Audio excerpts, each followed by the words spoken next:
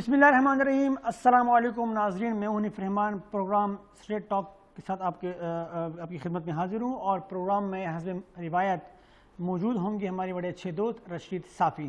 السلام علیکم۔ اچھا رشید، آج کیا ہم ڈسکس کرنے جا رہے ہیں؟ کیا موضوعات ہیں ہمارے ساتھ، اور ہم کیا کون سے مہمان ہم لیں گے، کیا موضوعات ہم ڈسکس کریں گے؟ جی آج حنیف صاحب آپ کو پتہ ہے کہ کراچی میں دو اہم JITs ان کی رپورٹ سامنے آئی ہیں، اگرچہ کچھ میڈیا رپورٹس ہی ہیں، ابھی باقاعدہ ان کی ابھی آمد جو ہے وہ باقی ہے۔ سانحہ بلدیہ ٹاؤن کی رپورٹ سامنے آئی ہے، اور عزیر بلوچ جو گینگسٹر تھے کراچی کے، بہت ہی بدنام زمانہ، اس حوالے سے بھی ان رپورٹ سامنے آئی ہیں۔ تو بنیادی طور پر ہم نے یہی ڈیسائیڈ کیا تھا کہ ان دو موضوعات سے شروع کرتے ہیں، اور ہم بھولے نہیں ہیں کورونا کو بھی ڈسکس کیسے بھول سکتے ہیں بھلا؟ جی، کورونا پہ بھی بات کرنے کا ہمارا آج ارادہ ہے۔ اچھا رشید، آپ نے دیکھا ہوگا جو میڈیا رپورٹس آئی ہیں عزیر بلوچ کے حوالے سے، اور حماد صدیقی اور زبیر چریا، جس کو MKM کے دہشت گرد تھے، حماد صدیقی جو کہ MKM کے ٹاپ کے دہشت گرد رہ چکے ہیں، بیسیکلی کراچی تنظیمی کمیٹی کے چیئرمین تھے، بڑے تھے، انچارج تھے یہ اس زمانے میں، جب یہ کسی زمانے میں جب الطاف حسین کا توتی بولتا تھا کراچی شہر میں، تو اس زمانے میں بھی اگر آپ دیکھیں جو کراچی میں قتل و غارت گری ہوئی، ایک دن میں 100 بندے جو ہے وہ شہید ہوا کرتے تھے، اور سب کو پتہ ہوتا تھا کہ MKM کے سیکٹر انچارج، MKM کے یونٹ انچارج، MKM کے لوگ انوالو ہیں۔ کسی میں جرت نہیں تھی کہ وہ ان کے خلاف بات کرتا۔ اور اسی طرح اگر آپ دیکھیں، ہم پوری دنیا میں ڈنڈورا پیٹتے ہیں کہ بھئی گجرات میں مسلمانوں کا قتل عام ہوا، مسلمانوں کو زندہ جلایا گیا۔ گجرات کے فسادات جو تھے وہ فسادات تھے، وہ بلوائی تھے، وہ ایک تصادم تھا۔ جو ظلم کراچی کی بلدیہ ٹاؤن فیکٹری میں ہوا ہے وہ گجرات میں بھی نہیں ہوا، کیونکہ وہ نوعیت مختلف ہے۔ یہاں تو منظم طریقے سے اپنے ہی مسلمانوں نے، وہ تو چلے ہم کہتے ہیں کہ غیر مذہب تھے، ہم تو کہتے ہیں RSS کی دہشت گرد تھے، ہم تو کچھ بھی کہہ لیں، یہاں تو اپنے ہی مسلمان، اپنے ہی کلمہ گو لوگ جو ہے 20 کروڑ بھتے کے لیے 260 سے زائد لوگوں کو انہوں نے زندہ جلایا۔ یہ گجرات میں نہیں ہوا، یہ پاکستان اور ہندوستان کی بر صغیر کی تاریخ میں اتنا بڑا ظلم نہیں ہوا۔ اچھا، اور موصوف جو تھے حماد صدیقی صاحب، وہ عیاشیاں کرتے تھے کراچی میں، کوئی پوچھنے والا نہیں، اور مزے کی بات جن کے کہنے پہ کیا گیا وہ تمام مرشد بڑے بڑے وزارتوں یہی تو بدقسمتی ہے حنیف صاحب۔ آج بھی اگر ہم دیکھیں تو وہی MKM ہے، مائنس الطاف حسین آج بھی اقتدار کے مزے لے رہی ہے۔ وفاق میں بھی دیکھیں، کراچی کی ذلی حکومت بھی ان کے ہاتھ میں ہے، یہ وہی لوگ ہیں۔ اگر وہ نام اپنی تنظیمی نام بدل ڈالے تو اس کا یہ مطلب نہیں کہ وہ آج فاروق ستار صاحب جو مگرمچھ کے آنسو میں، اس کو مجھے کہنا پڑ رہا ہے کہ وہ جس طرح بہا رہے ہیں کہ ہمیں نہیں پتہ، اور یہ مجھے کیونکہ اس وقت وہ کنوینئر تھے اس جماعت کے جس وقت یہ سانحہ ہوا۔ انیس قائم خانی دیکھ لیں، مصطفیٰ کمال دیکھ لیں، بابر غوری دیکھ لیں، یہ وسیم اختر 12 مئی کے وزیر داخلہ تھے، جتنے بھی لوگ تھے، کچھ تو باہر ملک چلے گئے، بھاگ گئے، جو پاکستان کے اندر موجود ہیں اور وزارتوں کی اور بڑے بڑے عہدوں کی مزے لوٹ رہے ہیں، یہ سب کے سب انوالو تھے۔ الطاف حسین خود تو لندن سے آ کر یہاں پر قتل و غارت گری نہیں کرتے تھے نا، انہیں کے لوگوں کے تھرو کرواتے تھے نا۔ اب 12 مئی کا جو واقعہ ہے اس کی ذمہ داری کس پہ عائد ہوتی ہے؟ وزیر داخلہ پہ۔ وزیر داخلہ کون تھے؟ یہ وسیم اختر صاحب تھے۔ اب اگر وسیم اختر صاحب، مصطفیٰ کمال صاحب، انیس قائم خانی، رضا ہارون، وسیم آفتاب، جتنے بھی لوگ موجود ہیں کراچی میں، وہ اگر یہ کہیں نہیں جی ہم تو جی MKM پاکستان میں، اور وہ تو الطاف حسین تھے، تو بھائی الطاف حسین تو اس وقت لندن میں تھے، کراچی میں تو آپ کا توتی بولتا تھا، آپ جو ہے جو چاہتے آپ کرتے تھے، اور آپ کے تھرو ہوتا تھا جو بھی ہوتا تھا آپ کرواتے تھے۔ تو اب مجھے یہ بتائیں کہ اگر حماد صدیقی کو اگر آپ پھانسی پر چڑھا بھی دیں، آپ زبیر چریا کو، رحمان بولا کو آپ پھانسی بھی دے دیں، جس طرح کہ آپ نے صورت مرزا کو پھانسی پہ چڑھا دیا، تو کیا جن لوگوں نے ان سے یہ کام کروایا، آپ نہیں سمجھتے کہ اصل ذمہ داری ریاست کی یہ بنتی ہے کہ ان کو لٹکایا جائے؟ ایگزیکٹلی، یہ تو چھوٹی مچھلیاں ہے۔ عموماً ہمارے ہاں قانون کے بارے میں یہی ہے کہ یہ مکڑی کے جالے کی طرح ہے، اس میں کیڑے مکوڑے تو پھنس جاتے ہیں، لیکن کوئی بڑا جانور آئے تو اسے چیر پاڑ کے وہ نکل جاتا ہے۔ تو ایگزیکٹلی ہم دیکھ رہے ہیں کہ بلدیہ ٹاؤن میں بھی ابھی تک تو یہی ہوا ہے۔ یہ GIT کے رپورٹ اس کو بہت جلدی آنا چاہیے تھا، کیونکہ 260 کے قریب جو ہے اس میں لوگ زندہ جل گئے تھے، درگور ہو گئے تھے۔ ان کے خاندانوں پہ کیا گزر رہی ہے، ایک ایک دن ان کے لیے کتنے اذیت اور رشید میں آپ بتاؤں، دیکھیے اور وہ پتہ ہے اس میں اکثریت کون تھے؟ اکثریت اپنی اردو بولنے والے بیچارے، جی وہی کراچی کے مقامی غریب لوگ غریب تھے، لوگ بیچارے. اور سچی بات ہے کہ یہ غریب لوگ ان کے ہر قسم کے ناز و نخرے اور چھوٹے موٹے مظالم برداشت کرتے رہے، دہائیوں سے کرتے رہے. جلسے جلوسوں میں زبردستی لے کے جاتے تھے، بینر زبردستی لگوائے جاتے تھے، ووٹ زبردستی ان کا لیا جاتا تھا، اس کے باوجود انہوں نے زندہ جلا دیا ان کو. ابھی تو اس جے آئی ٹی کی مکمل رپورٹ اب ہمارے سامنے نہیں پہنچی، میڈیا سے جتنی معلومات ہم نے حاصل کی ہے اس کے مطابق فیکٹری کے جو مالک ہیں، حنیف صاحب آپ کراچی کی سیاست اور وہاں کے امن و امان کے حوالے سے بہت زیادہ بنیادی معلومات رکھتے ہیں، آپ مجھے تصحیح کر دیں گے اس حوالے سے اگر میں غلط ہوں.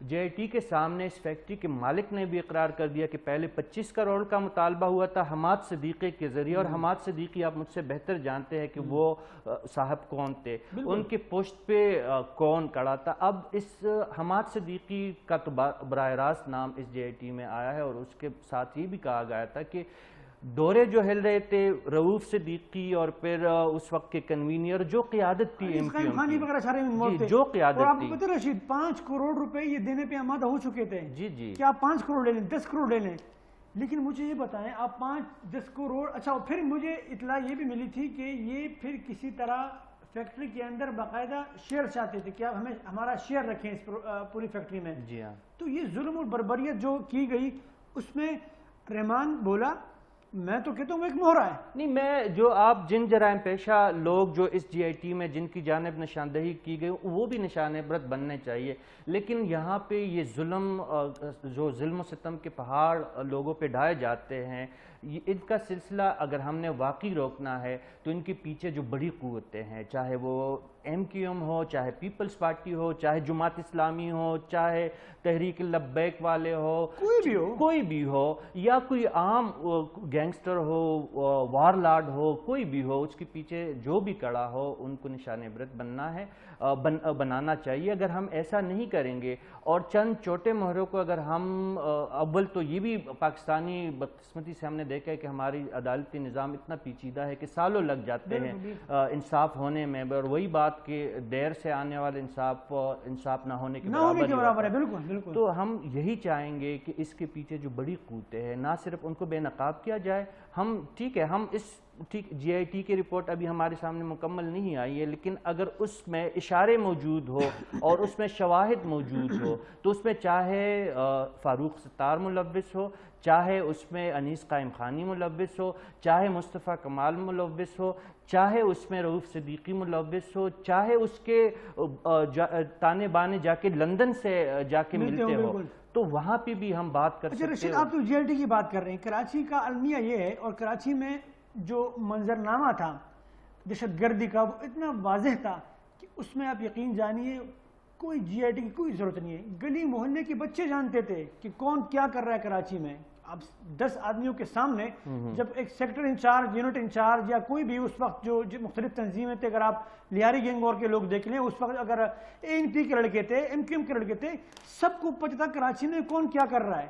تو میرے خیال میں جے آئی ٹی جو ایک آفیشیل ڈاکومنٹ ہے بٹ ٹھیک ہے، لیکن پتہ سب کو ہے. فہیم صدیقی ہمارے ساتھ موجود ہے، میرے بڑے اچھے دوست، اور کراچی کی جو امن و امان کی صورتحال ہے بہت گہرائی سے دیکھتے ہیں، اور باقاعدہ ان کی جو رپورٹنگ ہے، ان کی جو وہ ہے معاملات صحافتی، وہ ہمارے سامنے.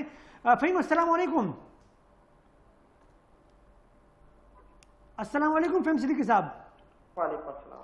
فہیم کیسے ہیں آپ؟ ٹھیک ہیں، خیریت سے؟ اللہ کا شکر. اچھا، بہت شکریہ فہیم صدیقی صاحب، آپ نے اپنا وقت دیا. رشید صافی صاحب بھی اسٹوڈیو میں موجود ہیں. یہ بتائیے گا کہ جو جے آئی ٹی کی رپورٹ جو کہا جا رہا ہے کہ اس میں بلجے ٹاؤن فیکٹری کے حوالے سے یا عزیر بلوچ کے حوالے سے جو جے آئی ٹی رپورٹس کہا جا رہا ہے کہ ان کا نام ہے، اور کچھ نکات جو ہیں وہ میڈیا پر آ بھی چکے ہیں. آپ کیا سمجھتے ہیں کہ حماد صدیقی، رحمان بھولا اور زبیر چریا یا عزیر بلوچ، یہی لوگ انہی کو مورد الزام ٹھہرا کر یہ باب ختم کر دینا چاہیے، یا ان کی پشت پناہی جو لوگ کر رہے تھے، آپ بہتر سمجھتے ہیں، آپ ان معاملات کو ہم سے زیادہ سمجھتے ہیں، آپ کیا سمجھتے ہیں کون تھے ان کے پیچھے اور کن کے کہنے پہ یہ سب کچھ ہوتا رہا؟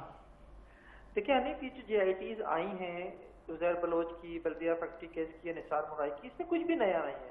جی، یہ جے آئی ٹیز سالوں پہلے میڈیا میں آ چکی ہیں، عوام کے سامنے آ چکی ہیں، بٹ صرف اتنا سا ہے کہ وقت بدلا ہے اور بہت سے لوگوں کی پوزیشنز بدل گئی ہیں.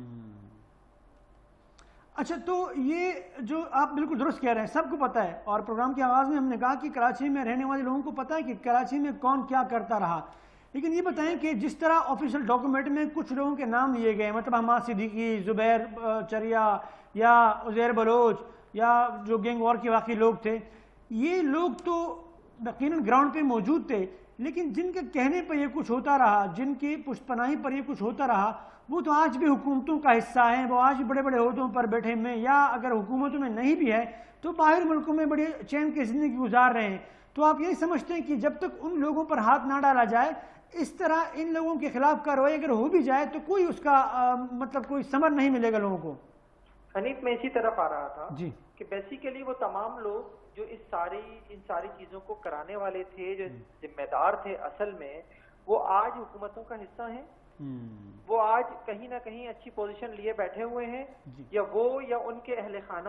جی تو اصل مسئلہ یہی ہے کہ آج یہ آ بھی جائے تو عوام کا وہ مطالبہ جو جب یہ میڈیا سامنے لایا تھا ان رپورٹس کو، اس وقت تھا عوام کا مطالبہ کہ ان لوگوں کے خلاف بھی کارروائی ہونی چاہیے جو ذمہ دار تھے، وہی مطالبہ آج بھی ہے، لیکن ہوتا ایسا کچھ بھی نظر نہیں آ رہا۔ کیا P T I M Q M کے خلاف کارروائی کرے گی؟ کیا علی زیدی جو ان ساری جے آئی ٹیز کو سامنے لانے کے لیے عدالتوں تک گئے، وہ آج یہ جے آئی ٹیز سامنے آنے کے بعد یہ مطالبہ بھی کریں گے کہ ان کی اتحادی جماعت کے ان افراد کے خلاف بھی کارروائی ہونی چاہیے جو اس ساری صورتحال کے ذمہ دار تھے، وہ یہ سب کچھ کراتے رہے، کرتے رہے؟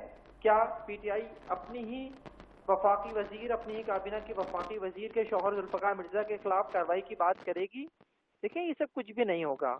یہ ساری چیزیں اس شہر کے لوگ، اس ملک صوبے کے لوگ، اس ملک کے لوگ پہلے بھی ہوتی دیکھتے رہے ہیں اور اس دفعہ بھی دیکھیں گے۔ ابھی یہ ایک ببل ہے جو کچھ دنوں میں پھٹ جائے گا اور ساری باتیں جو ہیں وہ کسی اور دوسری چیز کے نیچے دب کر رہ جائیں گی، اچھا لیکن اصل بات یہی ہے۔ جی اچھا فہیم، یہ بتائیں کہ جو ماضی میں جس طریقے سے کراچی میں مختلف سیاسی جماعتیں ملیٹنٹ ونگ جو ہے ان کی بڑی طاقت ہوا کرتی تھی، آپ کیا سمجھتے ہیں اب اس رجحان میں کچھ کمی آئی ہے یا ابھی تک وہ ہے اور کسی مصلحت کی بنیاد پر جو ہے وہ فی الحال خاموش ہے؟ دیکھیں، 2013 کا جو کراچی آپریشن ہے اس کے بعد اس چیز میں کمی ضرور آئی ہے۔ مختلف سیاسی جماعتوں کے جو ملیٹنٹ ونگز تھے ان کو کافی حد تک جو ہے وہ ختم بھی کیا گیا ہے اور اب جو ہے وہ اس طرح سے ایکٹیو بھی نہیں ہے، لیکن ہم یہ نہیں کہہ سکتے کہ وہ بالکل ہی ختم ہو گئے ہیں۔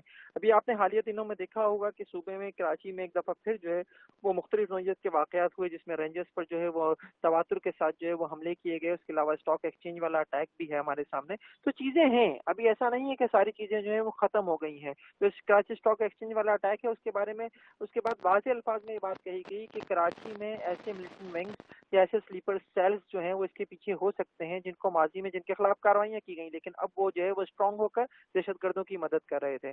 تو چیزیں ابھی ہیں، اگر ہم نے بر وقت کارروائی کی ہوتی، اس وقت کارروائی کی ہوتی جس وقت سلیپر سیلز یا ملیٹنٹ ونگز جو ہیں اپنی کارروائیاں کر رہے تھے تو زیادہ بہتر ہوتا۔ ہم نے جی آئی ٹیز جب سامنے آئی تھی اس وقت کارروائی کی ہوتی تو کچھ بہتر ہوتا، اور آج بھی اگر ہم کچھ کارروائی کر لیں تو ہم اس شہر کو، اس صوبے کو، اس ملک کو جو ہے مزید تباہی سے بچا سکتے ہیں۔ لیکن مسئلہ یہی ہے کہ ساری چیزیں جو ہیں وہ سیاسی مصلحتوں کے پیچھے دب جاتی ہیں اور ہوتا ہوا تھا کچھ بھی نہیں ہے۔ عوام کے لیے اس وقت صرف اور صرف خبریں ہیں اور یہ خبریں کچھ دن کے بعد جو ہے وہ ختم ہو جائیں گی۔ صدیقی صاحب، میں رشید صافی آپ سے مخاطب ہوں، صرف آپ سے ایک جو آپ نے ایک تفصیل ہمارے سامنے رکھتی، سے میں نے یہ تاثر لیا کہ ان رپورٹس کے آنے کے بعد بھی ہمیں نہیں لگتا کہ جو مجرم ہے وہ سزا پا لیں گے۔ ایک تو یہ تاثر جو میں نے لیا، کیا آپ یہی فرما رہے ہیں؟ اور دوسرا میں نے یہ پوچھنا ہے کہ ماضی کی جو بھی دہشت گرد تنظیمیں تھیں جو وہاں پہ دہشت گردی کرتے رہے، لا اینڈ آرڈر کو نقصان پہنچاتے رہے یا ثانیہ بلدیہ جیسے واقعہ کرواتے رہیں، اس وقت کراچی کی کیا پوزیشن ہے؟ آپریشن بھی بہت ہو چکے ہیں اور بہت سارے ہم نے لا اینڈ آرڈر جو ادارے ہیں ان کی جانب سے بڑے بڑے دعوے بھی ہم نے دیکھے ہیں۔ تو کراچی آنے والے وقتوں میں خدا نخواستہ ایسے سانحات تو دوبارہ وہاں پہ آپ کو کچھ خدشات نظر آتے ہیں کہ نہیں کراچی اب محفوظ شہر ہے؟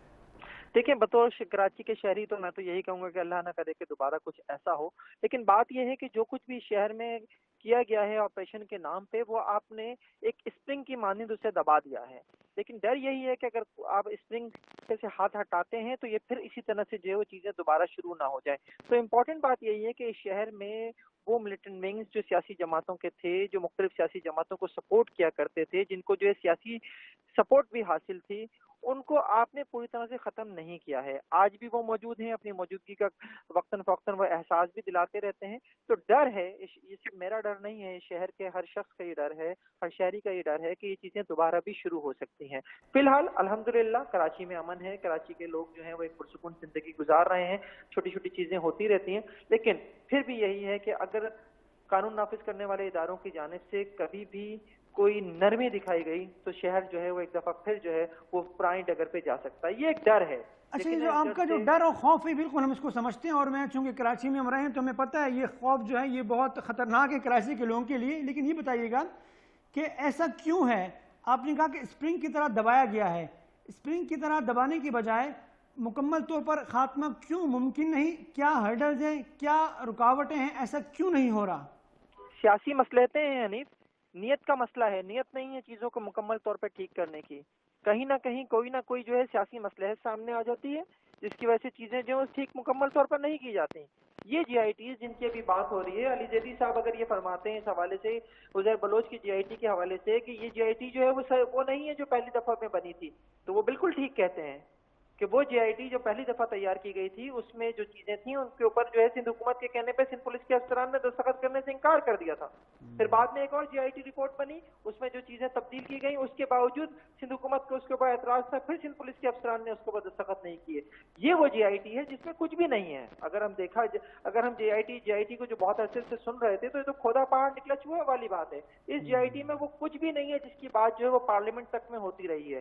یہ تو ایک بالکل ہی سادہ سی رپورٹ ہے. اس میں اگر یہ سوال اٹھایا جائے کہ عزیر بلوچ یہ بتاتے ہیں کہ وہ پولیس افسران لگواتے رہے, وہ لیاری میں مختلف افسران لگواتے رہے ڈی ایم سیز میں, تو وہ کس سے کہہ کر لگواتے رہے؟ اس کا کوئی ذکر نہیں ہے. کیا جی آئی ٹی میں موجود افسران نے یہ نہیں پوچھا ہوگا کہ تم جو یہ افسران لگواتے رہے ہو یہ کس کے کہنے پہ لگواتے رہے ہو؟ کیا اس کا جواب عزیر بلوچ نے نہیں دیا ہوگا؟ اس کا کہیں جی آئی ٹی ذوالفقار مرزا صاحب اس وقت انٹیریئر منسٹر تھے اور وہ تو برمائے اس بات کا اظہار کرتے تھے کہ ہمارے بیٹے ہیں, تو شاید ان کی طرف اشارہ ہو. اور تو پاکستان تحریک انصاف کے ساتھ تو وہ بیٹھے ہیں آلریڈی, تو یہ تو پھر آپ والی بات کی بالکل سیاسی مصلحتوں کا شکار ہم ہوتے رہیں گے. فہیم صاحب, بالکل حنیف صاحب کی اجازت سے اس میں تھوڑا سا ایڈ کرنا چاہوں گا. ایک تو آپ نے جو بلدیہ ٹاؤن کے حوالے سے جو کمیٹی بنی ہے اس تناظر میں پوچھنا چاہ رہا ہوں کہ ایم کیو ایم کی سیاسی اہمیت یا قوت اس وقت کراچی میں اس کی کیا پوزیشن ہے, وفاق میں وہ کتنی بڑی ضرورت ہے پاکستان تحریک انصاف کے لیے, اس پہ تھوڑا سا تبصرہ فرمائیں. اور دوسرا جو ہم یہ سن رہے ہیں کہ عزیر بلوچ کے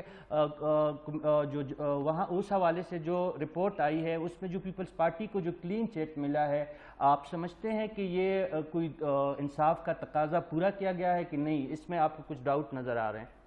دیکھیں, پہلے ایم کیو ایم کے حوالے سے بات کر لیتے ہیں. ایم کیو ایم یقیناً اس وقت کراچی کی اگر ہم پوزیشن کی بات کریں تو جو 2018 کے الیکشن ہے اس کے نتیجے میں انہیں جو کچھ ملا ہے اس میں وہ پی ٹی آئی کے لیے تھوڑا بہت اہم کردار ادا کرتے ہیں. وفاق میں صوبے میں ظاہر ہے کوئی اس سے فرق نہیں پڑتا, لیکن وفاق میں ان کے لیے اہمیت ہے اس کی, اور وہ اہمیت اس وقت تک ہے جب تک جو ہے پی ٹی آئی جو ہے وہ چاہے, وہ اہمیت ان کی برقرار رہے گی. لیکن اگر ہم گراؤنڈ پر دیکھیں تو اب ہمیں ایم کیو ایم وہ نظر نہیں آتی کہ جس کی ایک طاقت تھی, یہ شہر جس کو وہ آن کرتی تھی, وہ ایم کیو ایم اب ہمیں نظر نہیں آتی. اس شہر میں اگر آج آپ الیکشن کرا لیں تو مجھے نہیں لگتا کہ ایم کیو ایم جو ہے وہ کوئی ماضی کی طرح کوئی سیٹیں لے پائے گی. اب رہی بات عزیر بلوچ کی جی آئی ٹی کے ذریعے پیپلز پارٹی کو کلین چٹ دینے کی, یقیناً ایسا ہی ہے, لیکن یہ کلین چٹ اگر ملی ہے تو یہ پی ٹی آئی کے مطالبے پہ ملی ہے پیپلز پارٹی کو. 2016 میں جو چیزیں سامنے آ گئی تھیں ان چیزوں کے بنسبت اگر آج ہم دیکھتے ہیں جو جی آئی ٹی رپورٹ سامنے آئی ہے اس میں اور 2016 میں آنے والی میڈیا میں آنے والی چیزوں میں زمین آسمان کا فرق ہے. اس وقت وہ جی آئی ٹی رپورٹ سامنے لائی گئی تھی میڈیا میں جو ابتدائی رپورٹ تھیں جن کو تبدیل نہیں کیا گیا تھا, جن پہ سب کے دستخط بھی نہیں ہوئے تھے. آج جو جی آئی ٹی رپورٹ سامنے آئی ہے اس پہ سب کے دستخط موجود ہیں اور اسے یقیناً جی آئی ٹی رپورٹ تسلیم بھی کیا جائے گا. لیکن اس سے پیپلز پارٹی کو یقیناً کلین چٹ ملی ہے, لیکن علی زیدی صاحب کی وجہ سے ملی ہے, ان کے مطالبے کی وجہ سے ملی ہے. پیپلز پارٹی اس کا یقیناً سیاسی فائدہ اٹھا رہی ہے اور آگے بھی اٹھائے گی. لیکن نثار مورائی والی جو جی آئی ٹی ہے وہ یقیناً جو ہے وہ پیپلز پارٹی کو نقصان پہنچائے گی. اس میں فریال تالپور صاحبہ کا نام ابھی بھی موجود ہے, اس میں قادر پٹیل صاحب کا نام ابھی بھی موجود ہے, اس میں ذوالفقار مرزا کا نام ابھی بھی موجود ہے. انہیں جو ہے ان کا ڈیفنس کرنا ابھی بھی ان کے لیے کافی مشکل ہوگا. فہیم صدیقی صاحب بہت شکریہ آپ کا, تھینک یو سو مچ, آپ نے تفصیلی وقت دیا اور ہم سے گفتگو کی. رشید دیکھیے انہوں نے جو ایکسپلین کیا پورے ماحول کو آپ کے سامنے, JIT کی رپورٹ کی بنیاد پر اگر کارروائی ہوتی بھی ہے تو اس کی کچھ خاطر خواہ نتائج جو ہے وہ بحیثیت پاکستانی قوم کے ہم یہ سمجھیں کہ ہمیں خوشخبری ملے گی، یہ تمام سلسلہ بند ہو جائے گا، اس طرح کی حرکتیں آنے والے وقت میں نہیں ہوگی، اس طرح کی کوئی خوش فہمی ہمیں نہیں رہنا چاہیے. تو ویسے اب ہم اگر کوئی ایسا سمجھتا ہے تو ویسے اپنے آپ کو خوش فہمی میں مبتلا کرنے والی بات ہے. فہیم صدیقی باخبر صحافی ہے، کراچی کی سیاست کو، وہاں کے مقامی جو صورتحال ہے اس کو بہتر طریقے سے وہ جانتے ہیں. انہوں نے جو باتیں کی کافی باتوں سے مجھے اتفاق ہے. مجھے جو یہاں پہ بات کرنی ہے، انہوں نے کہا کہ پیپلز پارٹی کو جو کلین چٹ ملی ہے، دراصل شروع میں پی ٹی آئی کا سٹانس تو یہی تھا نا، جو علی زیدی صاحب پتہ نہیں کل کیا پریس کانفرنس کرنے جا رہے ہیں، اور جو جس انداز سے پی ٹی آئی کا ایک زور و شور سے وہ جس انداز سے چاہ رہی تھی کہ پیپلز پارٹی اس زمانے کی بات کر رہا ہوں جس وقت عزیر بلوچ صاحب جس وقت گرفتار ہوئے تھے، اس وقت علی زیدی صاحب اور وہاں پی ٹی آئی کی باقی جو مقامی قیادت تھی ان کا سٹانس آپ یہیں سے اپنی بات جاری رکھیے گا. بریک کا مجھے کہا جا رہا ہے، بریک کے بعد آپ یہیں سے جاری رکھیے گا. جی ناظرین، لیتے ہیں چھوٹی سی بریک کے بعد دوبارہ آپ کی خدمت میں حاضر ہوتے ہیں.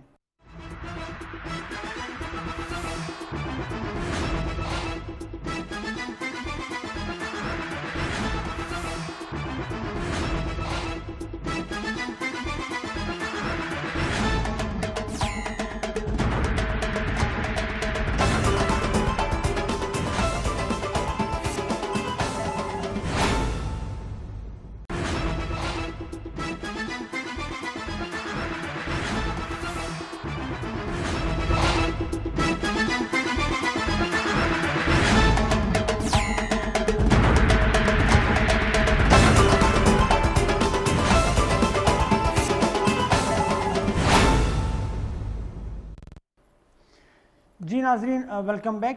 صافی صاحب، ہم بات کر رہے تھے کراچی کے حوالے سے، اور کراچی ہی کے بارے میں اگر ہم مزید بات کریں تو صوبہ سندھ کی جو وہاں کی صحافت ہے، وہاں کی جو سیاست ہے، وہاں کے جو معاملات ہیں، ان معاملات پر بہت گہری نظر رکھتے ہیں. ہمارے بڑے اچھے دوست ہیں مشتاق سرکی، ان سے اگر آپ کی اجازت ہو تو گفتگو کریں گے. مشتاق سرکی صاحب، السلام علیکم. وعلیکم السلام. انی بھائی ٹھیک ٹھاک ہے؟ بہت شکریہ مشتاق، آپ نے اپنا وقت دیا، آپ مصروف تھے، تھینک یو سو مچ. رشید صافی صاحب بھی تشریف رکھتے ہیں پروگرام میں. مشتاق سرکی صاحب، یہ بتائیے گا، یہ JIT رپورٹ جو کہا جا رہا ہے کہ جو میڈیا پر دستیاب ہے، اس میں جو نام لیے گئے ہیں حماد صدیقی، زبیر چریا، رحمان بولا، اور پھر دوسری JIT جو ہے عزیر بلوچ، آپ کس حد تک مطمئن ہیں؟ کیونکہ آپ تحقیقاتی رپورٹنگ کرتے رہے ہیں، آپ زیادہ سمجھتے ہیں معاملات کو، آپ کس حد تک مطمئن ہیں کہ درست ہے، اس میں کوئی کمی بیشی موجود ہے؟ دیکھیں، بدقسمتی یہ رہی ہمارے معاشرے کی کہ ہم اپنے حساب سے اور ٹائمنگ سے جب چاہے جس کو برا کہیں، جب چاہے جس کو اچھا کہیں. اب یہ عزیر بلوچ کی گرفتاری ہو، یا اس کی انٹروگیشن رپورٹ ہو، یا JITs ہو، یا MKM جو لندن کے دہشت گرد اور ٹارگیٹ کلرز ہیں ان کے انکشافات ہوں، بالخصوص جو ثانیہ بلدیہ ٹاؤن ہے اس حوالے سے، پھر یا سابق جو فشریز کا چیئرمین ہے نثار مورائی، ان کی JITs ہوں. یہ تھرلنگ JITs ہیں. یعنی یہ تو آپ کو پتا ہے کہ اس میں پارشل پارٹ تو ابھی یہ پبلک ہوا، لیکن ہم ہر بندہ جو پاکستانی شہری ہے اس JIT کے کنٹینٹ سے بخوبی واقف رہا ہے. مختلف وقتوں پر ہم نے بریکنگز بھی چلائیں، اور آپ نے بھی پڑھی، آپ نے بھی سنی، اور لوگوں نے بالخصوص پاکستانی نیشن نے چیزوں کو دیکھا. لیکن اب ان JITs کا کیا ہے، ان کی امپورٹنس یہ ہے کہ 164 جو بیان ہوتا ہے عدالت کے سامنے، میجسٹریٹ کے سامنے، اس کی ایک اہمیت ہوتی ہے. کیونکہ JIT کی قانونی کوئی حیثیت نہیں ہوتی کہ بھائی آپ پولیس تحویل میں، آپ کسی ادارے کی تحویل میں آپ کو انٹروگیٹ کرتے ہیں تو آپ بھائی کچھ بھی بولیں، یعنی وہ ان کے مابین اور آپ کے مابین ہوتا ہے. یعنی اکیوز اور لا انفورسمنٹ ایجنسیز ہو، یا پولیس ہو، یا نیب ہو، جتنے ادارے ہیں تحقیقاتی، تو اس حوالے سے JIT کی اہمیت اتنی نہیں ہوتی. اب سوال یہ ہے کہ آج کل یہ JIT کیوں کھیلی جا رہی ہے؟ کیا کسی کو کوئی پولیٹیکل اسپیس دیا جا رہا ہے؟ کیا مائنڈ میکنگ ہو رہی ہے عوام کی؟ کیا کسی کو ٹف ٹائم دیا جا رہا ہے؟ کیا JITs کو جواز بنا کے کسی کو دیوار سے لگانے یا کسی کو ایک ماحول فراہم کیا جا رہا ہے؟ اب یہ ہے ڈیبیٹ جو آج کل بالخصوص ہمارے صوبے سندھ میں چل رہی ہے کہ ایک طرف عزیر بلوچ کی JIT پبلک ہوتی ہے تو آج جو پولیٹیکل اسکور پوائنٹنگ ہے وہ نثار مورائی کی JIT کو سوشل میڈیا اور دیگر چینلز پر جو ریجنل چینلز ہیں وہاں ایکسپائٹ کیا جا رہا ہے کہ بھائی نثار مورائی نے تو یہ انکشافات کیے تھے کہ وہ تو ذوالفقار مرزا کے کہنے پر یہ چیز کرتا آیا ہے, اس کو بتا دیتا ہے. مشتاق سر کے صاحب, میں آپ کی بات سے یہ سمجھ رہا ہوں کہ یہ جو JIT کا جو سارا ڈرامہ رچایا جا رہا ہے اس کا مقصد جو ہے وہ یہ نہیں ہرگز کہ لوگوں کو پتہ چلے, لوگوں کو حقائق کا علم ہو, بلکہ اس بنیاد پر کوئی سیاسی فوائد حاصل ہونے جا رہے ہیں. میں یہ سمجھ رہا ہوں, ایسا ہی؟ بالکل ایسا ہی ہے. دیکھیں جب آپ کا میرا ذہن بنے گا اور ذہن اس بنیاد پر بنتا ہے جس قسم کی خبر چلتی ہے چینل پر. ابھی آپ مجھے بول دیں کہ یار مشتاق سر کی آپ نے جب میرا انٹرو دیا یہ آپ کے جملے کے اوپر منحصر ہوتا ہے کہ میری پرسنالٹی کا عکاس کیا ہے, تو آپ کا جو ویور ہے حنیف بھائی وہ میری اس آپ کے انٹرو سے اخذ کرے گا کہ ہو از ٹاکنگ, کہ یہ اگلا بندہ ہے کون ہے, اس کا ریپوٹیشن کیا ہے. تو JIT کو اس وقت وائرل ہونا, سوشل میڈیا پہ مین اسٹریم میڈیا پہ ڈسکس ہونا, کرنٹ افیئرس کے پروگرام کے پر ڈسکس ہونا, کیونکہ آپ کی ویورشپ گلگت بلتستان کشمیر اور اس پورے پٹی پر ہے. یعنی سندھ کے لوگ آپ کو کم دیکھتے ہیں, لیکن آپ بھی مجبور ہوئے کہ اس JIT کے پیچھے آخر مقاصد کیا ہیں. تو بھائی یہ ایک بڑی کہیں کہ سیاسی اسٹرائک سمجھے, یا جو سیاست کرنے والے مختلف سیاستدان ہیں, مختلف جو پولیٹیکل پارٹیز ہیں جن کا اسٹیک ہے, وہ ابھی بلشٹ میں عوام کو انگیج قطع کلامی کی معذرت, میں رشید صافی مخاطب ہوں آپ سے. آپ کی باتوں سے جو میں نے اندازہ لگایا کہ یہ JIT جو دونوں اس وقت مشتہر ہوئی ہے اس کا مقصد کوئی سیاسی مقاصد ہے. ایک تو ہمیں یہ بتائیے گا کہ یہ سیاسی مقاصد دراصل ہے کیا, کس جماعت کو, MQ پیپلز پارٹی حکمران جو وفاق میں ہے پاکستان تحریک انصاف, کس جماعت کو فائدہ کس جماعت کو نقصان اس سے ہوا ہے؟ یہ دونوں JITs کی میں بات کر رہا ہوں. تھوڑے سے سمرائز آپ کریں گے تو ہمارے ناظرین کو آسانی ہو جائے گی. تو میں سمجھ گیا. دیکھیں آپ ٹویٹر کو اگر وزٹ کریں گے کہ وہ لوگ جو MQM لندن سے براہ راست لا تعلقی ظاہر کر چکے ہیں, لیکن اب آپ کو وہ چہرے بھی جو امریکہ, لندن, کینیڈا میں بیٹھے ہوئے ہیں وہ بھی نظر آئیں گے اس پہ بات کرتے ہوئے. یعنی ان کا میکسیمم یہ ہے کہ بھائی کسی طرح پیپلز پارٹی کو دہشت گرد, ٹارگیٹ کلر, کرپٹ کر کے پیش کیا جائے. پھر بلدیہ خانے کی جو JITs ہیں اس کو پیپلز پارٹی کے کوارٹر سے ایکسپوز کیا جا رہا ہے, اور یہ کوشش کی جا رہی ہے کہ بھائی ہم نے تو نہیں کہا, کیونکہ اس کے اوپر بین ہے, ان کے سابق سربراہ کے اوپر بین ہے, اس جماعت کے اوپر بین ہے, تو یہ تھے ہی دہشت گرد. تو ہر بندہ کراچی اور بالخصوص جو اردو اسپیکنگ ہے جن کا اسٹیک ہے, ہم اس سے کبھی ایز اے جرنلسٹ جو امپارشل رپورٹنگ کرتے ہیں یا اینالیسس کرتے ہیں بغیر کسی سائڈ لیے ہوئے, یعنی جو معتبر نام آپ جیسے لوگ جو دوست ہیں وہ اپنی ویژنری آنکھ سے دیکھتے ہیں کہ بھائی یہ ہو کیا رہا ہے. تو ہمارا یہ پھر فرض بنتا ہے کہ ہم اپنے جو ہمارا تجزیہ اس سے عام عوام کو آگاہ کریں کہ یہ حب الوطنی میں ڈسکس نہیں ہو رہی چیز, یہ سندھ کے بھلے کے لیے ڈسکس نہیں ہو رہی, یہ کرپشن کے خاتمے کے لیے کوئی آخری JIT نہیں ہوگی, یہ ٹارگیٹ کلنگ کی روک تھام کے لیے, یعنی جس کا براہ راست فائدہ کراچی والوں کو ہو, ان کے بھلے کے لیے نہیں ہو رہی. یہ ہو رہی ہے پوائنٹ اس کریں کہ بھائی یہ کوشش کر رہے ہیں کہ کون زیادہ برا ہے کون اچھا ہے. اس میں آپ سے یہ جاننا چاہیں گے جو شہید ہوئے 259 لوگ بلدیہ فیکٹری میں جو شہید ہوئے بیچارے, اور اسی طرح عزیر بلوچ کی جو JIT رپورٹ سامنے آئی ہے اس میں جو اس نے بھی میرے خیال میں 200 کے لگ بھگ 198 کے لگ بھگ لوگوں کو پڑکایا.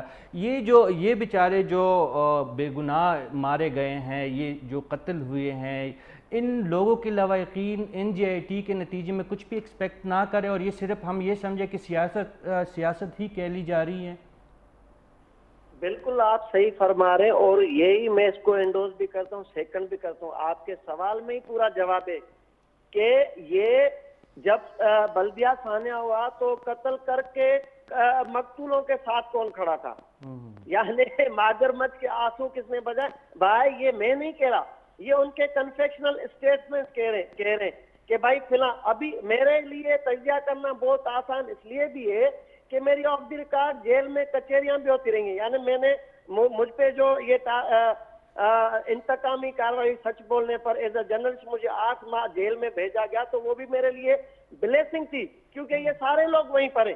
میری ان سے آف دی ریکارڈ کچہریاں ہوتی رہی، ان سے بات چیت ہوتی رہی، تو میں نے جو وہاں سے تجربہ لیا اس کی روشنی پہ ان کو تو کوئی پرواہ نہیں ہے. سینکڑوں بے گناہ شہریوں کو شہید کرنے والے، چاہے وہ عزیر بلوچ ہو، چاہے ایم کیو ایم سے سابق ایم کیو ایم کے لندن کے کوئی ٹارگیٹ کلر جن کے اوپر الزامات ہیں، چاہے وہ، ان کو تو کوئی فرق نہیں پڑ رہا. ان کو کمفرٹ زون دیا ہوا ہے، ان کی تو ہر طریقے کی ابھی بھی پرچی چلتی ہے. یعنی سب نے یہ سمجھا کہ بھائی اسپاٹ پہ ڈیسیشنز ہوں گے. یعنی جو ہمارا کوئک کرمنل جسٹس سسٹم ہے ہمارے پاس ملک میں لا کے انسداد دہشت گردی کی عدالتیں ہیں، 3 ماہ میں آپ کو ڈسپوز آف کرنا ہے. اور یہ وہ کیسز ہیں کہ میں سلام پیش کرتا ہوں اپنے لا انفورسمنٹ ایجنسیز کو کہ بھائی انہوں نے پرسنل کین دلچسپی لے کر دبئی جا کے جو فیکٹری مالکان ہیں ان سے جی آئی ٹیز پر اسٹیٹمنٹس لی، اور دوسرا ان کی جو اے ٹی سی میں 164 کی اسٹیٹمنٹس ہوتی ہے وہ بھی ذاتی دلچسپی کے بنیاد پر جو ہمارے تحقیقاتی ادارے ہیں وہ جا کے انہوں نے دبئی میں ان کو آمادہ کیا اور وہ اے ٹی سی میں ان کے اسٹیٹمنٹ ریکارڈ ہو چکے ہیں. یعنی case litigation and proceedings are over, just court about to decide. اب انہوں نے فیصلہ کرنا ہے اور یہ فیصلہ کوئی عام روایتی فیصلہ نہیں ہونا چاہیے. اس میں ایگزامپلری فیصلے ہونے چاہیے عدالتوں کی جانب سے، بغیر کسی لچک کے، بغیر کسی انفلوئنس کے، بغیر کسی اس کے، کیونکہ ہماری عدالتیں آزاد ہیں، سپریم کورٹ آزاد ہے، اسپیشل کورٹس آزاد ہیں، کہ یہاں پر بھائی اگر ان کو کوئی کسی کارنر پر تھوڑا بھی شعوری لاشعوری طور پر اگر اسپیس ملا تو میرے خیال میں اب یہ 260 کی آپ بات کریں، اگلی جو آئندہ سالوں میں جی آئی ٹیز ہوں گی وہ 1000 بے گناہ لوگوں کے قتل کے انکشافات ہوں گے. بالکل مشتاق آپ سے متفق ہیں، خطرناک ہوگا. بالکل آپ درست کہہ رہے ہیں. آپ کا بہت شکریہ مشتاق، آپ نے تفصیلی وقت دیا ہمیں، تھینک یو سو مچ جی. رشید صاحب آپ نے کراچی کے 2 ایسے جرنلسٹ کی بات سنی جو کہ نہ صرف معاملات کو بڑے قریب سے دیکھتے ہیں بلکہ وہ ایز کراچی کے عام شہری کے ہونے کے ناطے وہ سفر بھی کرتے ہیں بہت سی چیزوں کے حوالے سے. خود یہ جو ہے یہ حق کا ساتھ دینے کے پاداش میں 8 مہینے جیل میں رہے. مشتاق شریف صاحب ابھی جیل سے واپس آئے ہیں. تو ان کی یہ باتیں جو ہیں اگر آپ سنیں تو یہ تو بڑی پھر ناامیدی کی بات ہے. حنیف صاحب یہی تو ہم ڈسکس کر رہے تھے. مشتاق سرکی صاحب نے جو فرمایا، اس سے پہلے فہیم صدیقی صاحب جو فرما رہے تھے، وہ ہماری ہی جو ہم نے گفتگو کا جس نقطے سے آغاز کیا تھا اس کو انڈورس کر رہے ہیں. یہ باتیں جو ہے ان عام پاکستان میں تو آج یہ تاثر یہ تھا کہ 2 تحقیقاتی رپورٹ کراچی کے، صرف کراچی کے امن و امان کے حوالے سے سامنے آئی. تو ہو سکتا ہے جو ذمہ داران ہے یا جو مجرمان ہیں ان کو شاید سزا ملے، لیکن بظاہر ہمیں نظر نہیں آ رہا. اور یہی بات جو ہے کہ سیاست کھیلی جا رہی ہے اس حساس اور انسانی معاملے پہ. اچھا، مشتاق نے ایک طرف اشارہ کیا کہ کچھ سیاسی فوائد حاصل کرنا چاہتے ہیں کچھ لوگ. آپ کیا سمجھتے ہیں؟ کیا دیکھیں، ہم اگر سادہ الفاظ میں اس نقطے کو بیان کریں، اس وقت ایم کیو ایم پاکستان ضرورت کس کی ہے؟ پاکستان تحریک انصاف کی ضرورت ہے. اس وقت پاکستان پیپلز پارٹی سب سے بڑی سیاسی حریف کس کی ہے؟ پاکستان تحریک انصاف کی سیاسی حریف ہے. ان دونوں معاملات میں ایک میں براہ راست جو ہے ایم کیو ایم لندن، اگر ہم کہیں سیف سائٹ کے طور پہ، تو ایم کیو ایم لندن تو براہ راست میں ملوث پایا گیا ہے. اس جے آئی ٹی رپورٹ میں بھی ان کے عہدیداروں کی جانب اشارے کیے گئے ہیں. ایم کیو ایم لندن کے وہ لوگ تمام وہ لوگ ہیں جو کہ ایم کیو ایم پاکستان میں. جی، دوسری جانب اگرچہ بظاہر عزیر بلوچ کی جو رپورٹ آئی ہے، اس حوالے سے جو کمیٹی بنی ہے، اس کی تحقیقاتی رپورٹ جو آئی ہے، اس میں سو فار پیپلز پارٹی کو کلین چٹ ملتا ہوا ہمیں نظر آ رہا ہے. لیکن ہم اگر یہ دیکھیں کہ عزیر بلوچ، جس طرح فہیم صدیقی صاحب نے اس جانب اشارہ کیا کہ اس کے ایک فون کال پہ اگر تانے کے ایس ایچ او چینج ہوتے رہے، علاقے کے ایس پیز اور ڈی پی اوز چینج ہوتے رہے، فریاد تالپور ملتی رہی، آپ کے شرمیلا فاروقی ان سے ملتے رہے، آپ ان کو امن ایوارڈ دیتے رہے، تو پیپلز پارٹی اگر لاکھ کہیں، لاکھ جی آئی ٹیز بنے اور عزیر بلوچ کو پیپلز پارٹی سے ان کو بالکل کلین چٹ مل بھی جائے جی آئی ٹیز کی طرف سے، لیکن آپ حقیقت کو تبدیل نہیں کر سکتے. اور اگر اس قسم کے معاملات آپ کریں گے، اور قالین کے نیچے گند دبانے کا جو ایک سلسلہ جاری اس کے ہے نتائج اچھے نہیں ہوں گے، تو اس کے بالکل نتائج بہت بری ہوں گے، بالکل بہت ہی بھیانک ہوں گے. چھوٹی اور سی بریک گندگی لیتے ہیں، چھوٹی سی بریک لیتے ہیں، پھر پروگرام کا جو دوسرا موضوع ہے اس کی طرف جائیں گے.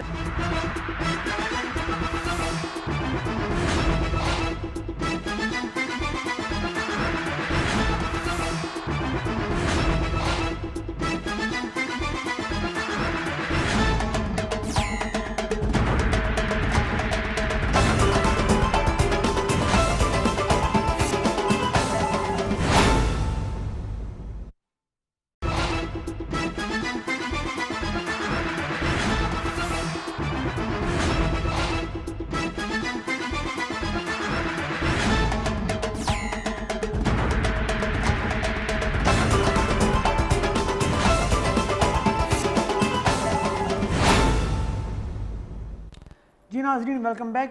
اچھا رشید صاحب ہم پروگرام میں جو ہمارا دوسرا ٹاپک ہے، جیسا کہ آپ نے کہا کہ ہم کیسے بھول سکتے ہیں کرونا کو، تو اگر ہم بھولنا بھی چاہیں تو نہیں بھول سکتے. وہ روز کہتا ہوں تو اس کو بھول جاؤں، روز یہ بات بھول جاتا ہوں، وہ دلاتا رہتا ہے. ہاں بالکل. تو یہ بتائیے گا کہ موجودہ حکومت کی جو کرونا کے حوالے سے جو پالیسیز ہیں، خاص کر لاک ڈاؤن یا smart lock down, Imran Khan صاحب روز اول سے مکمل لاک ڈاؤن کے خلاف رہے ہیں اور ان کے پاس اپنے دلائل ہیں، اور میرے خیال میں بہت مضبوط دلائل ہیں. کچھ لوگوں کا اتفاق ہے، کچھ لوگ اختلاف رکھتے ہیں.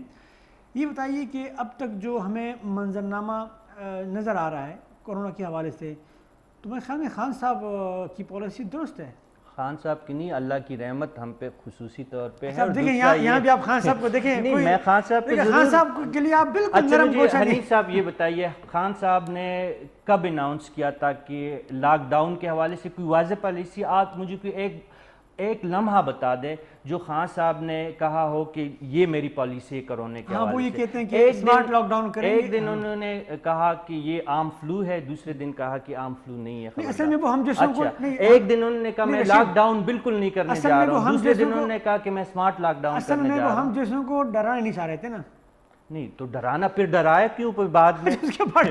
بعد میں جو انہوں نے کہا کہ خبردار یہ عام انفلوئنزا نہیں ہے، عام فلو نہیں ہے، آپ نے اس سے بچنا ہے. پہلے جوانوں کو انہوں نے حوصلہ دیا کہ نوجوان اس سے نہ ڈرے، پھر انہوں نے کہا نہیں، ہر بندے کو لاحق ہو سکتا ہے. کہنے کا مقصد یہ ہے کہ ہماری کوئی کرونا پالیسی نہیں ہے، اللہ کی رحمت ہے، اور ہماری جو ہے ہر چیز پہ ہماری عوام کی آنکھیں بند کرنے کا جو ایک تاثر ہوتا ہے یا جو ایک طرز عمل ہمارا ہوتا ہے، ہم نے اسی کو اختیار کیا ہے.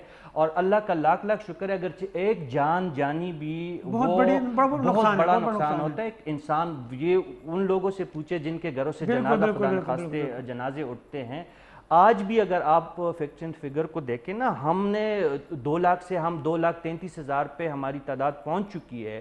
کرونا کی اموات اسی سلسلے میں جاری ہے. آج بھی دیکھیں ڈاکٹر ظفر مرزا صاحب جو ہمارے مشیر صحت صاحب ہے، ان کو کرونا کی تشخیص ہوئی ہے. اس سے پہلے ہم نے ایک بہت ہی اچھا پشتون پولیٹیشین تھے ڈاکٹر آیت اللہ درانی صاحب. آپ یہ بات جاری رکھیں گے. ڈاکٹر زعیم ضیاء صاحب ہمارے ساتھ موجود ہیں، DHO اسلام آباد کے. وہ چونکہ تمام چیزوں کو بڑی گہرائی سے دیکھتے ہیں، ان سے ذرا جاننا چاہیں گے کہ کیا سچویشن ہے.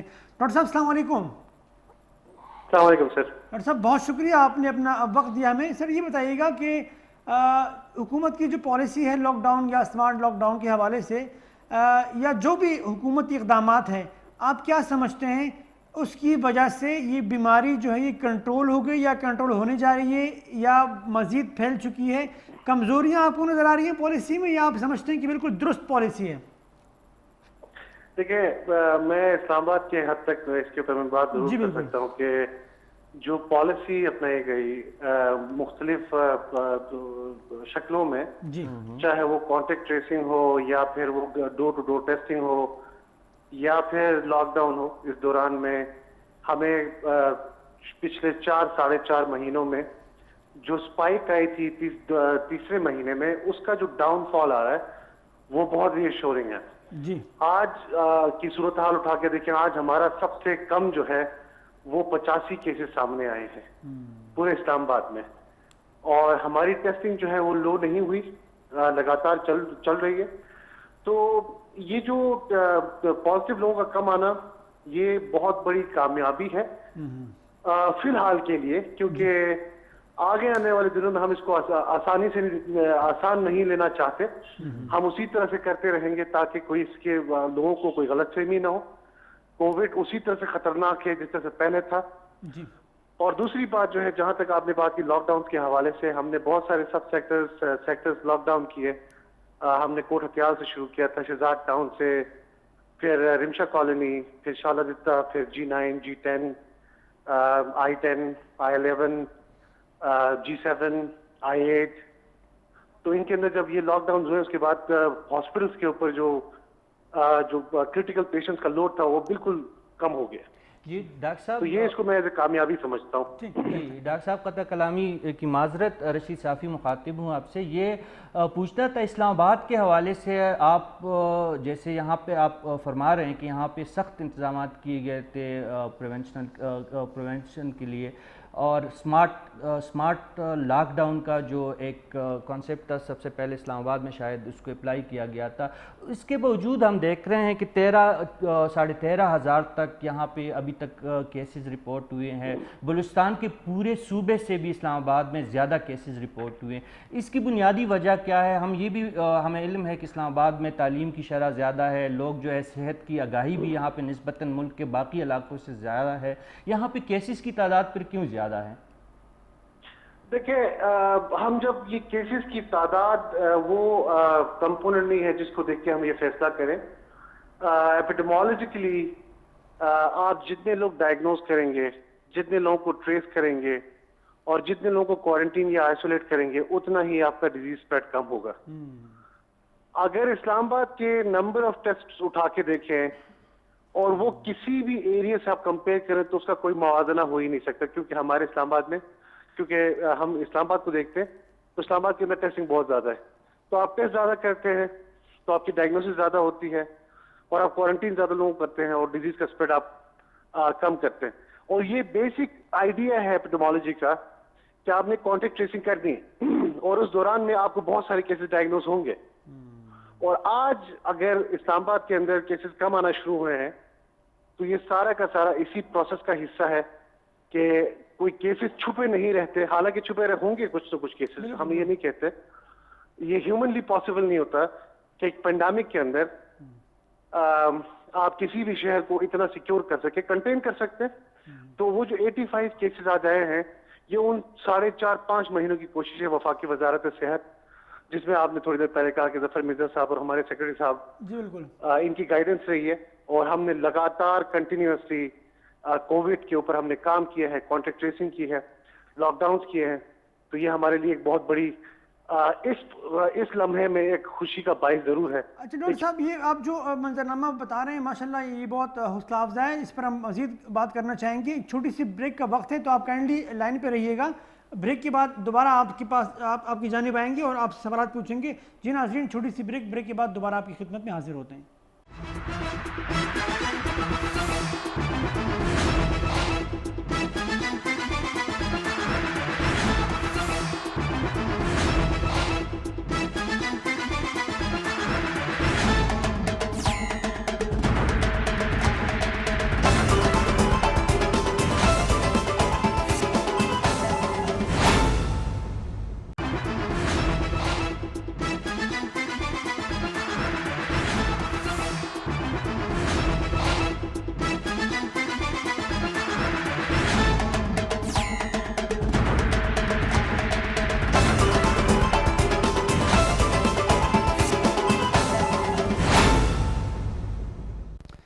پروگرام میں ویلکم بیک. تو ڈاکٹر صاحب یہ فرمائیے گا کہ ابھی عید الاضحیٰ جو ہے وہ قریب ہے اور بحیثیت مسلمان آپ سمجھتے ہیں کہ ایک بہت بڑا فریضہ ہے.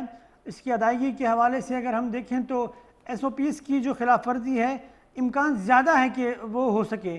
تو آپ کیا سجیسٹ کریں گے، کیا رہنمائی فرمائیں گے لوگوں کو کہ کیا ایسا ہونا چاہیے، ایسی کون سی ترتیب ہونی چاہیے جس کی وجہ سے یہ اس فریضے کی ادائیگی بھی ہو سکے اور بیماری سے خود کو اور دوسروں کو بچایا جا سکے؟ یہ بہت ہی ہمارے لیے بہت بڑا چیلنج ہے.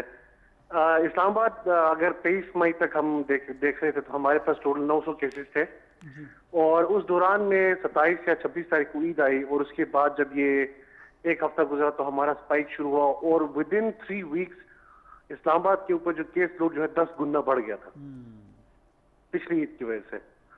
تو اب ہمارا سب سے بڑا چیلنج یہ ہے کہ اس کو کیسے کنٹین کرنا ہے. میرے خیال میں ایک بہت بڑا ایلیمنٹ جو ہے لوگوں کی ذمہ داری کا بھی ہے, اور ہم نے آج کل جو ہے ہم نے ایڈمنسٹریشن کو ہم نے لکھ دیا ہے کہ ان دنوں میں یہ ہو سکتا ہے, تو جو ماس موومنٹ ہے یا پھر SOPs کی وائلیشن ہے وہ ہو سکتی ہے, لہٰذا اس کے لیے سخت تدابیر اختیار کی جائیں. اور ہم اپنا جو ہمارا جو کام ہے, چاہے وہ کانٹیکٹ ٹریسنگ ہو, سرویلنس ہو, یا پھر ریپڈ رسپانس ٹیمز کا وہاں پہ موجود ہونا ہو, تو ہم کریں گے. لیکن اپیل یہ ہے لوگوں سے کہ آپ لوگ گھروں میں ہی رہیں. عید پھر آئے گی اور بہت بڑے بڑے اسلامی ممالک نے بہت ساری چیزوں کے اوپر پابندی لگائی ہے, تو میرے خیال میں اس کو عید کو سادگی سے کرنے میں کوئی حرج نہیں ہے. ڈاکٹر صاحب یہ پوچھنا چاہوں گا, آپ نے آغاز میں کہا کہ اسلام آباد میں کیسز ڈکلائن پہ ہے, کم ہو رہے ہیں. ایک تو ہمیں یہ بتائیے گا کہ آیا یہ آپ سمجھتے ہیں کہ جو سرکاری سطح پہ اس مرض کو کنٹرول کرنے کے لیے جو پالیسی اختیار کی گئی تھی یہ بنیادی وجہ ہے, یا جو عام یہ تاثر ہے کہ ہارڈ امیونٹی ڈیولپ ہو رہی ہے کمیونٹی میں؟ آپ ہم ایکسپرٹ رائے سے ہمیں آگاہ کیجئے گا کہ کیا آپ سمجھتے ہیں کہ پاکستان میں واقعی ہارڈ امیونٹی کے فیز میں ہم داخل ہو چکے ہیں؟ دیکھیں, ہرڈ امیونٹی کے لیے جو ہے 80% لوگوں کا اس کے لیے امیون ہونا ضروری ہوتا ہے, اور ہماری جو انفیکشن کی شرح ہے وہ کم رہی ہے. تو ابھی ہم قبل از وقت ہے کہ ہم کچھ اس کے بارے میں کہیں, لیکن اسلام آباد کے اندر ڈکلائن کی ایک سب سے بڑی وجہ جو ہے, ہم نے 38,000 گھرانوں کو ہم نے ہوم کوارنٹین ڈکلیئر کر دیا تھا. 38,000 گھرانوں کو, یہ مطلب جس طرح ہم نے کانٹیکٹ ٹریس کیے, ڈائگنوز کیے, کانٹیکٹس کو ہم نے ہوم آئسولیشن کے اوپر ڈال دیا, کوارنٹین پہ ڈال دیا. تو ایک بہت بڑا ایلیمنٹ جو ہے وہ SOPs کی انفورسمنٹ ہمارا اور ایڈمنسٹریشن کا جو ہے وہ بہت کلوز لیزون رہتا ہے, اور ہم یہ بہت اچھی کولیبریشن کے ساتھ کر رہے ہوتے ہیں. تو ابھی قبل از وقت ہے کہ ہم ہرڈ امیونٹی کے اوپر کوئی اس طرح کا کامنٹ کر سکیں, لیکن اس کی ڈکلائن کی ایک بہت بڑی وجہ پراپر سرویلنس سسٹم کا ان پلیس ہونا سب سے اہم پہلو ہے. جی ڈاکٹر صاحب, یہ آخری سوال میری طرف سے میں کرنا چاہوں گا, آنے والے دنوں میں آپ کی نظر میں کیا منظر کشی آپ کر سکتے ہیں؟ آنے والے دن ہمارے خدا نخواستہ سخت دن ہیں. اگر ہم عید کے اس تہوار کو ایک سائڈ پہ رکھ لیں اور اس میں ہم احتیاطی تدابیر جس نے اپنے گفتگو کے آغاز میں اس سے پہلے جو آپ نے جو فرمایا, اگر اس کو ملوز خاطر رکھا جائے, لوگ SOPs کو عید الاضحیٰ کے دوران بھی اپنائیں, تو آپ پھر کیا سمجھتے ہیں کہ آنے والے دنوں میں یہ مرض, یہ وبا جو ہے کمی اختیار کر سکتی ہے؟ بالکل, دیکھیں یہ چیلنج تو ہمارے لیے ہے, اور جیسے پہلے عید کے اوپر ہوا تھا کہ ہمارے لیے بہت بڑا چیلنج اور بہت بڑا اسپائک آیا, تو ہم یہ اپیل ضرور کرتے ہیں لوگوں سے کہ عید کو سادگی سے منائیں, زیادہ باہر نہ نکلیں, اپنے گھر میں ہی کنٹین رہیں. اور عید پھر آئے گی, کپڑے بھی پھر لیں گے, لیکن جو آپ کے گھروں میں جو بڑے عمر رسیدہ لوگ ہیں, آپ کے بزرگ ہیں, وہ زیادہ اہم ہے, اور میرے خیال میں لوگوں کو اس کو ملحوظ خاطر رکھنا ہوگا. اور اگر عید آئے گی, ابھی جو ہم ایک بات کہہ رہے ہیں کہ جو ابھی اسپائک لو ہو رہا ہے, اس کا کیا ہوگا؟ دیکھیں, پچھلے 1 مہینے میں اسلام آباد کی ان اور آؤٹ موومنٹ نہیں ہوتی, چونکہ اسلام آباد میں لوگ زیادہ تر باہر عید منانے جاتے ہیں, اور جب وہ باہر عید منا کے واپس آتے ہیں تو یہ بھی ہمارے لیے ایک بہت بڑا چیلنج ہوتا ہے. تو اسپائک جو ڈکلائن آ رہا ہے یہ ریشورنگ ہے, لیکن اگر SOPs فالو نہ ہوئے اور احتیاط نہ کی گئی تو یہ دوبارہ بڑھ سکتا ہے. ڈاکٹر صاحب بہت شکریہ آپ کا, تھینک یو سو مچ. آپ نے بہت وضاحت سے, بڑی وضاحت سے آپ نے تمام جو صورتحال ہے اس سے آگاہ کیا. رشید صاحب انہوں نے تو صاف کہہ دیا کہ بھئی حوصلہ افزا نتائج آ چکے ہیں, لیکن اگر SOPs پر عمل نہ کیا گیا اور جب احتیاطی کی گئی تو پھر نتائج خراب بھی ہو سکتے ہیں. یقیناً عید کے دوران کم از کم ابھی میں آن دا ریکارڈ یہ بات کہنا چاہتا ہوں کہ عید کے دوران کبھی بھی ایس او پی کو نہیں اپنایا جائے گا، اور جس کے خود کیا جائے رشید جس کی وجہ سے لوگوں دیکھیں کو اس میں نہ صرف جو ہیلتھ اور طب کے شعبہ سے وابستہ لوگ ہیں ان کی بات پہ ہمیں دھیان دینی ہوگی، لیکن اس کے ساتھ ساتھ علماء کا ایک بنیادی کردار اس میں بنتا ہے۔ عید چونکہ ایک مذہبی تہوار ہے، قربانی بھی ایک مذہبی فریضہ ہے، اللہ کی خوشنودی حاصل کرنے کے لیے مسلمان جو ہے یہ فریضہ ادا کرتے ہیں۔ اس میں علماء کا اور کمیونٹی کے جو گاؤں دیہات میں جو مشران ہے،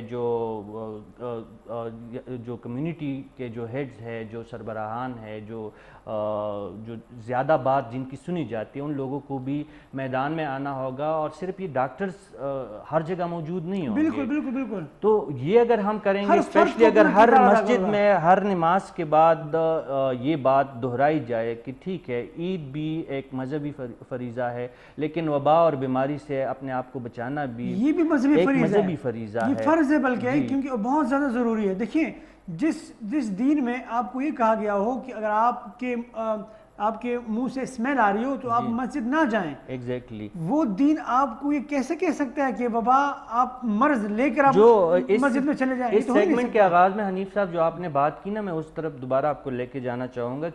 یہی تو وہ بنیادی نقطہ جو تھا کہ میں یہی آپ جو بات کرنا چاہ رہا تھا کہ کورونا پالیسی پاکستان میں سرے سے ہے ہی نہیں۔